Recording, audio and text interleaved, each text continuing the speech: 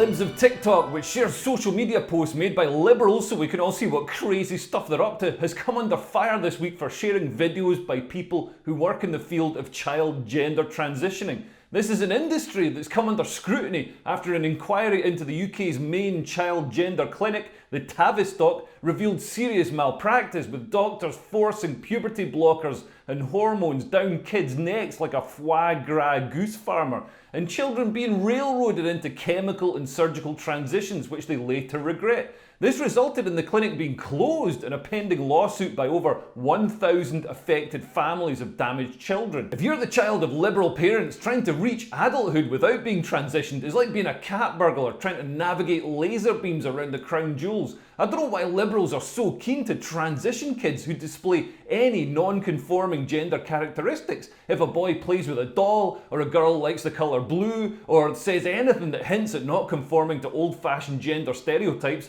that's seen as an indicator that they're trans and must have their identities affirmed by a gender clinic using hormones and surgery and puberty blockers. But children are mental. When I was a kid, I ate grass. My parents didn't make me transition into a cow, and I wanted to be Superman. They didn't put my underpants over my trousers and throw me off a building. Also, gender isn't this rigid construct that liberal parents seem to think it is. If a boy plays with dolls or wants to wear flowers in his hair, that's fine, it's normal. Please put the hormones down and just let the child be itself. Now the liberal establishment is trying to shut down Libs of TikTok. They've been briefly suspended from Facebook because the fact checker PolitiFact says that Libs of TikTok was lying when it said that Boston Children's Hospital provides gender transitioning surgeries such as vaginoplasty and phalloplasty. I hope they do Cornishplasties, and specifically hysterectomies on kids younger than 18. So let's look at the evidence. This is a video from Boston Children's Hospital about performing hysterectomies. Gender-affirming hysterectomy is very similar to most hysterectomies that occur. A hysterectomy itself is the removal of the uterus, the cervix, which is the opening of the uterus, and the fallopian tubes, which are attached to the sides of the uterus. Some gender-affirming hysterectomies will also include the removal of the ovaries, but that's technically a separate procedure called a bilateral oophorectomy. And not every gender-affirming hysterectomy includes that, and people who are getting gender-affirming hysterectomies do not have to have their ovaries removed.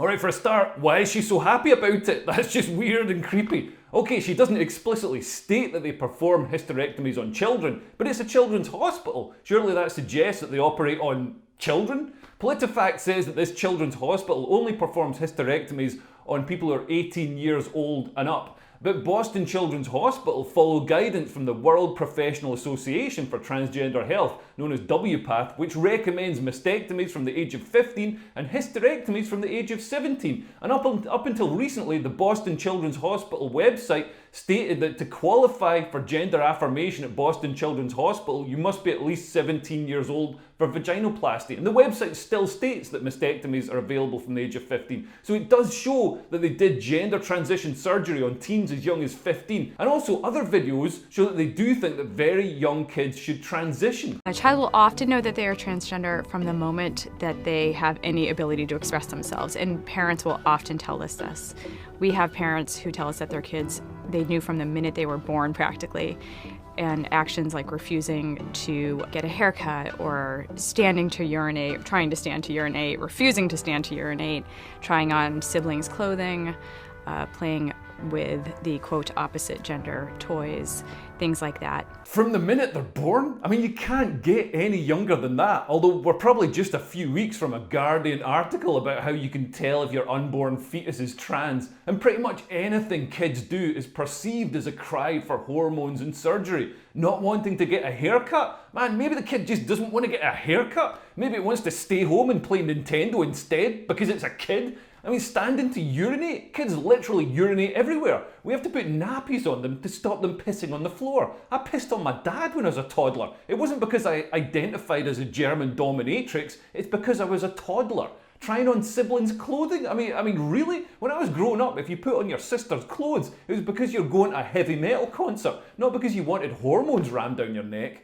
This seems so regressive. Woke parents see gender norms as completely rigid. Boys like blue and wearing trousers and playing with soldiers. But girls like pink and flowery dresses and baking cakes. They seem stuck in the 1950s. As a right-wing parent, I'm fine for my kids playing with whatever toys they want if it makes them happy, and I'm not in a rush to shove puberty blockers down their throats.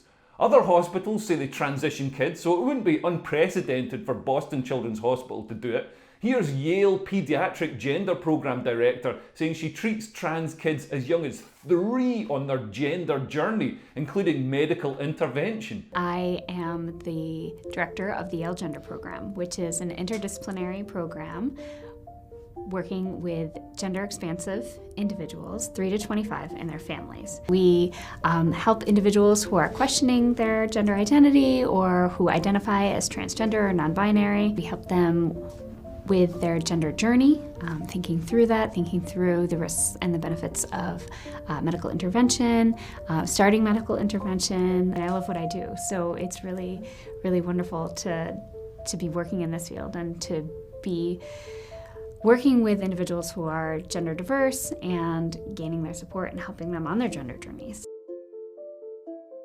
Listen, a 3-year-old can't be transgender. That's ridiculous. Trans kids are like vegan dogs. We all know it's not the kid making the decision. It's liberal parents wanting to virtue signal through their children and pushing this nonsense on the poor kid who doesn't have any choice. Here's Phoenix Hospital explaining how they follow WPATH guidelines. Ultimately, this is to ensure that your child is in a good place socially and emotionally to embark on their medical transition, including any transition goals.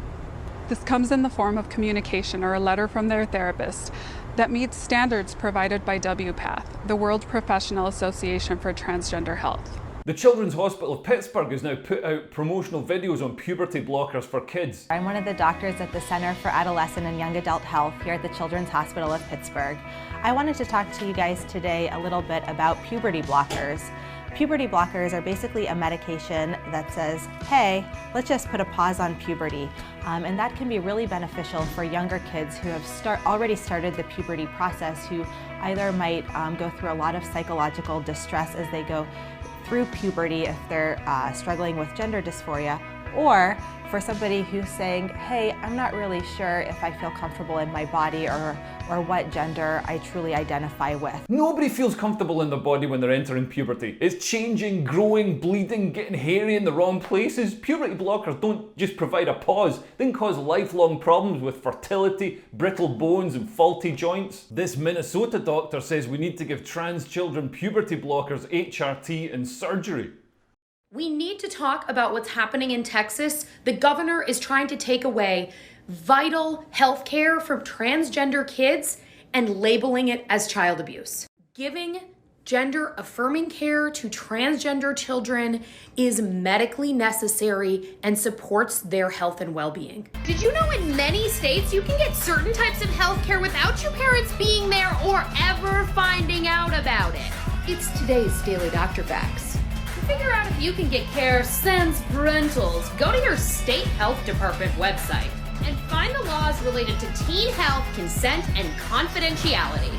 I mean, that's terrifying. She's on TikTok, which is aimed at kids, and she tells them they can get healthcare without their parents ever finding out. I mean, excuse me if I sound like a far-right extremist, but I think parents are usually better custodians of their children than some screeching mad cat lady on TikTok. So the fact checkers, PolitiFact, who say that libs of TikTok are peddling false information, are being duplicitous at best. Even if the Boston Children's Hospital wasn't performing one particular type of surgery, hysterectomies on children under the age of 18, and there's evidence to suggest that they were, and the overall guidance that covers all gender clinics says that you can do it on children under the age of 18, they were performing other surgeries on 15-year-olds, and they're talking about funneling children into the transitioning process from a very young age. Fact checkers are now utterly partisan. They're basically now the disinformation wing of the Democrat Party, and they're part of the same ideological movement as the people who want to transition kids. And it is an ideological movement. Just as an evangelical Christian sees evidence of God everywhere, these people see evidence of children being trans everywhere. Just as a tribe might perform female genital mutilation for ideological reasons, so the woke tribe perform their own. And just like any other good ideology, they want it to be enforced by the state. This professor at Children's Mercy Hospital says not giving a child puberty blockers is a form of psychological abuse and suggests that parents should be held criminally liable and the state should intervene. So as we've seen, refusing puberty blocking treatment prevents immediate and intense psychological harm, and second, it causes lasting and irreversible physical harm. So we can compare the parents of transgender children opposed to physician-recommended treatment to naturalist parents, so parents who misuse traditional or mistrust traditional Western medicine. Regardless of whether these parents have good intentions, these children are often at risk of harm. So in various cases, the courts have ruled that naturalist parents are required to treat their children according to traditional principles of Western medicine. Not only that, but they're criminally liable if they don't do so. So arguably a similar case could be made with the parents of transgender children. She says that parents who resist transitioning their kids are equivalent to naturalist parents who refuse modern medical treatments for their children and should be prosecuted. This is moving beyond an insane choice by indoctrinated parents to being mandated by the state. You might be wondering why I give a shit. If crazy liberal parents want to screw their kids up and sterilise them, surely I should just let them do it. But in the UK, they're doing it with taxpayers' money. We pay for the clinics, we pay for all the deranged blue hair experts grooming the kids, we pay for the kids to transition, we pay for them to detransition when they regret it, and we pay for their compensation. And there will be a lot of compensation. The Tavistock clinic is just the first domino to fall. Over coming years, the full extent of this scandal will become clear. And obviously, if the Liberal Brigade get their wishes and this becomes state mandated, that's going to affect me and my kids as well. Anyway, if you've enjoyed this video, please share it with a parent who reads The Guardian. And if you'd like to support me making these videos, you can become a Patreon. From as little as £3 a month, you can get early access to these videos and a Patreon-only podcast with a criminal barrister.